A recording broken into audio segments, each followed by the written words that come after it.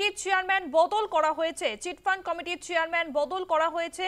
High court নিযুক্ত chit fund committee, সেই chit fund কমিটির চেয়ারম্যান বদল করা হয়েছে।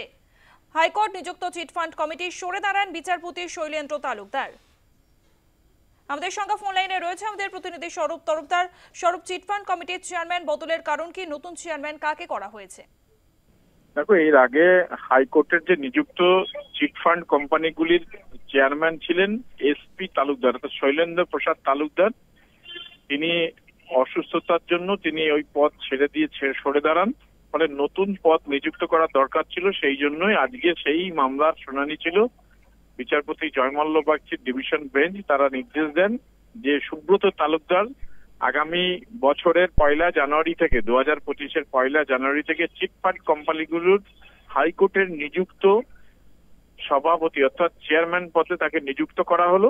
তিনি আগামী বছরের 2025 সালের 1 জানুয়ারি থেকে সমস্ত চিটফান্ড কোম্পানিগুলির চেয়ারম্যান পদে তিনি দায়িত্ব সামলাবেন।